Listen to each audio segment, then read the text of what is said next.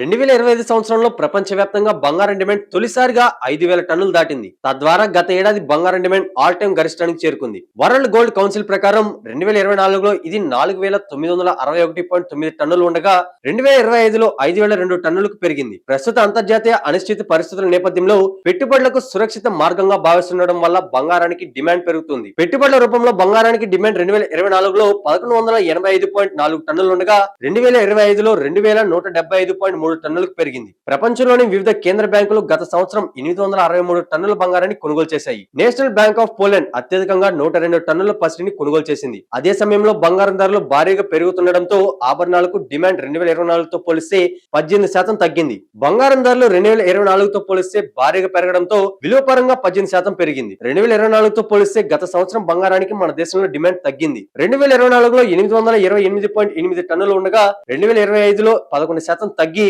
710.9 టన్నులకు పడిపోయింది. విలువ పరంగా చూస్తే 2024లో 5,75,930 కోట్ల నుంచి 2025లో 7,51,490 కోట్లకు పెరిగింది. 2026లో దేశంలో బంగారం డిమాండ్ 600 నుంచి 700 టన్నులుగా ఉంటుందని WGC అంచనా వేసింది. ఆభరణాల డిమాండ్ కూడా భారత్ లో మందగించింది. 2024లో 563.4 టన్నుల డిమాండ్ ఉండగా 2025లో 24% తగ్గి 430.5 టన్నులకు పడిపోయింది. విలువ పరంగా 2024లో 4,04,510 కోట్లతో పోలిస్తే గత సంవత్సరం 12% పెరిగి 4,54,390 కోట్లకు చేరుకుంది. RBI వద్ద 2024లో 73 టన్నుల బంగారం నిల్వ ఉండగా గతేడాది 4 టన్నులు కొనుగోలు చేసింది.